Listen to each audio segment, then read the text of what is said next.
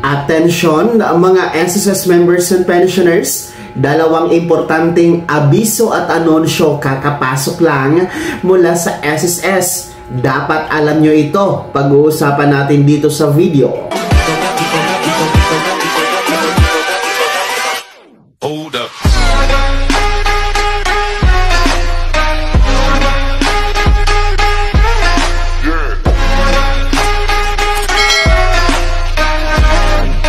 Hello mga ka-vlogs! Welcome dito sa aking YouTube channel. Magandang araw po sa lahat ng mga manonood. Saan po kayong dako sa mundo? Kumusta kayo mga ka-vlogs? Eto, makinig mga miyembro at pensyonado ng SSS. Dalawang importanteng anunsyo at abiso nanggaling po sa SSS. Dapat nyong malaman na ano-ano nga ba ang mga ito. Mamaya-maya pag-uusapan po natin. Pero kung bago ka pala dito sa akin channel o di ka pa nakasubscribe, i-click nyo muna ang ating subscribe button na nasa baba. Huwag kalimutan na pindutin ang notification bell. Ilagay nyo po sa all para updated ka sa lahat ng mga videos na i-upload ko. Bago tayo magpapatuloy, nais ko lamang pong i-shoutout ang ating mga avid viewers and subscribers na walang sawang nanonood dito sa ating YouTube channel. Shoutout po sa mga taga Nueva Ecija. Shoutout sa mga taga Zambales. Diyan sa probinsya po ng Albay.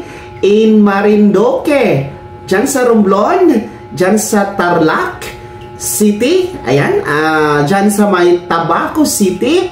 Diyan sa may Leyte. In Bacolod, Bohol, Zamboanga, Surigao, Butuan City, no? Shoutout po sa inyo dyan. Nako, ang dami nyo, hindi ko na maisa-isa. Tayo po nagpapasalamat sa inyo walang sawang pagtitiwala sa ating mga balita. At saka, shoutout na din po sa ating mga OFW dyan sa Hong Kong, Saudi Arabia, Kuwait, at maging dyan sa may Europe mga ka-vlogs, no? Meron tayong mga viewers dyan. Hello po sa iyo dyan. Mag-ingat po tayo mga ka-vlogs. Sa eto, balik tayo sa ating topic mga ka-vlogs, no? Sapagkat kakapasok lang ang anunsyo at abiso po ng SSS. Dalawang importanteng bagay ito na dapat ninyo alam at dapat nyo magawa para mga benepisyo tuloy-tuloy na ma-enjoy po natin. Una po na importanteng anunsyo at abiso po na nanggaling sa SSS ay ang paalala nila na kailangan pong isettle ang ating SSS loan obligation on time. Yes po, kung kayo po ay merong SSS loan,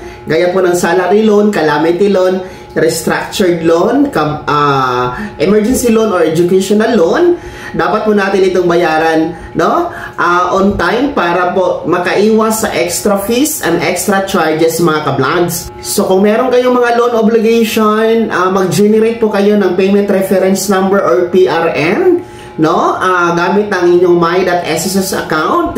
Sa mga hindi po marunong mag-generate ng PRN online, ay pwede po kayong tumungo sa pinakamalapit na SSS branch sa inyong lugar para doon kayo magpa-generate ng inyong PRN or payment reference number, tsaka diretsyo na kayo bayad sa counter or cashier ni SSS. So pwede tayong magbayad sa ating mga SSS loan sa mga SSS branches. May mga cashiers dyan sila dyan. O di kayo naman po sa mga payment accredited partners ni SSS mga ka-vlogs, no? Tandaan nyo po, dapat sa mga accredited payment partners lamang para hindi po kayo ma-scam, ha? Mga miyembro at pensyonado ng SSS. Well, anyway, ang ating mga SSS pensioners, ang mga pension loan ninyo po, kung meron kayong na-avail, ay hindi nyo na kailangan magbayad dahil automatic naman po yan ikakaltas ni SSS sa inyong monthly pension na natatanggap, no? Yung kalahati ay ititira sa inyo, ang kalahati pambayad sa pension loan ninyo. So, hindi kayo kasama dito sa kailangan magbayad ng loan obligation on time. Just comply your AKOP para hindi maputol ang pensyon, para din po on time ang pagkaltas ni SSS sa inyong pension loan. So, please settle your SSS loan obligation on time para iwasan ang extra charge and extra fees mga miyembro. Pangalawang importanteng abiso at anunsyo mula po sa SSS ay ang SSS Conso Loan Program mga ka-vlogs. Para po ito sa mga miyembro, no, ng SSS na meron pong hindi na nabayaran o matagal na hindi nabayaran na SSS loan, no? Marami ito no, yung mga ilang taon na hindi na nakabayad ng SSS loan. So meron pong programa ang SSS, yung tinatawag natin na Consul Loan Program, kung saan nga po ay pwede nyo pong bayaran ang inyong mga past due, matagal ng past due na loan, no, sa iisang payment. So pwede tayong one-time payment, no, and then kung hindi naman kaya one-time payment, pwede din po ang mga flexible terms, no, pwede 1 year, 2 years, depende po, no, sa usapan niyo ng SSS. And then, napakadaling proseso ito at ang kagandahan din po dito ay mababalik po yung good standing natin na